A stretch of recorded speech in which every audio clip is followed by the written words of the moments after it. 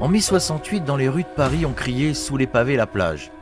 Très honnêtement, on aurait pu aussi choisir sous les pavés le Gruyère. Oui, car en fait, les sous-sols de la capitale sont un véritable fromage à trous.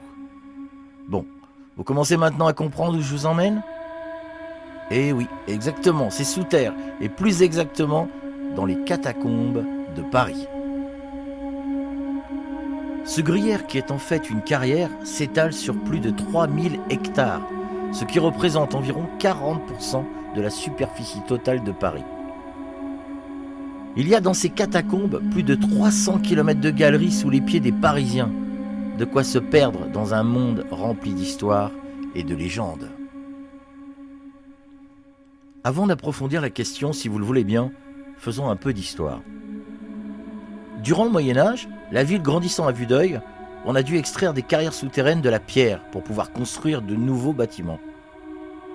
Malheureusement, dans cette soif sans fin de construction, de multiples effondrements de galeries souvent mortelles auraient conduit les autorités de l'époque à renforcer la sécurité à l'intérieur de celles-ci, et surtout à les relier entre elles. Et pour cela, un service d'inspection toujours actif aujourd'hui sera même dédié à la surveillance de ces galeries.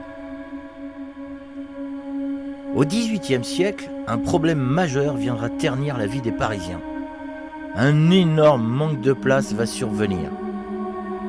Cette fois-ci, ce n'était pas de maisons ou d'appartements dont ils avaient besoin, mais de places dans les cimetières de Paris. Pour régler le problème, la décision sera prise de déplacer les ossements dans une partie des carrières sous la ville.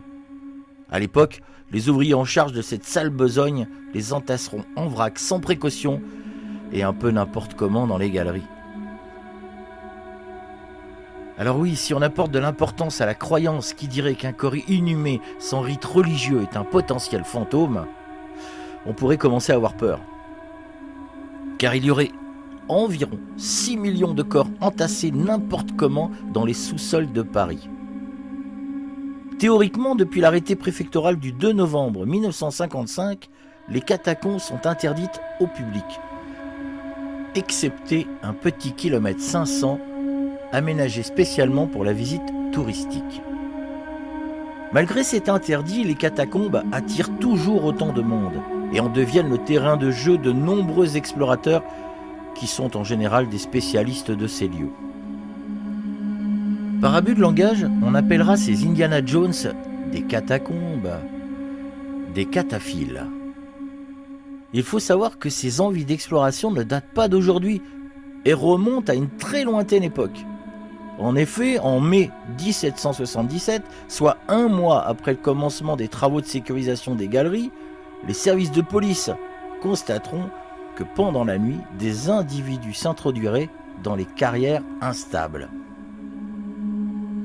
Si un jour il vous est arrivé de visiter ces catacombes parisiennes, alors vous savez à quel point cela peut s'avérer angoissant et déstabilisant. Aucune lumière, quasiment aucun bruit, le danger permanent d'un éboulement.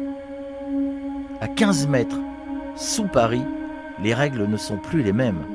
Vous devez rester sur vos gardes en permanence, car le danger se trouve partout autour de vous, prêt à surgir à la moindre inattention. En mai 1804, une équipe descendue cartographier le sous-sol retrouvera le squelette d'un homme sous la rue d'Enfer, qui deviendra plus tard la rue d'Enfer-Rochereau. Il sera identifié à son trousseau de clés et sa ceinture de cuir. Il s'agirait d'un certain Philippe Asper. Sa femme avait signalé sa disparition 11 ans plus tôt, en novembre 1793. Mais en pleine période de révolution, cette disparition n'aurait pas trouvé d'importance aux yeux des citoyens révolutionnaires. Suite à cette macabre découverte, les restes du squelette seront directement enterrés sur place. Alors, Philippe Asper se serait-il perdu dans les méandres des catacombes ? Aurait-il fait une mauvaise rencontre et aurait-il été assassiné ? En tout cas, une stèle sur sa tombe sera érigée à la mémoire de ce pauvre homme. Certains diront que c'était pour apaiser son fantôme et d'autres diront que cette stèle permettrait de rendre étanche la porte des enfers en rapport bien sûr avec le lieu, la rue d'Enfer. Sur France Culture, un habitué des catacombes aurait dit « Quand tu descends seul, tu es obligé de parler à voix haute pour ne pas ressentir ce vide. Tu as l'impression qu'on te suit. Tu sens qu'il a dû se passer des choses horribles là-dedans dans une autre époque. Tu ressens des choses bizarres, comme si des esprits ou des diablotins te suivaient. Tu entends toujours des pas derrière toi. Tu te retournes et il n'y a personne. Fantôme, vous avez dit fantôme. Maintenant, impossible de ne pas vous parler de la légende de l'homme vert. Cette histoire circule parmi les ouvriers depuis le début des travaux de sécurisation des carrières, donc depuis presque 250 ans. Ceux qui par malheur ont croisé le chemin de cet homme vert, si tant est qu'il en soit un, décrivent une bête avec une queue, des cornes et même des sabots de bouc. Oui. Bref, on peut facilement faire le rapprochement entre cette créature et Belzébuth. Les témoins rapporteraient que cette bête sauterait avec une agilité incroyable dans les galeries et qu'à chaque fois, elle réussirait à échapper à ses poursuivants. Cette légende, car on peut considérer qu'elle en soit une, continue encore de nos jours à circuler parmi les aventuriers des catacombes. On peut donc en déduire facilement qu'elle puisse asseoir la thèse psychogénétique que les fantômes existeraient.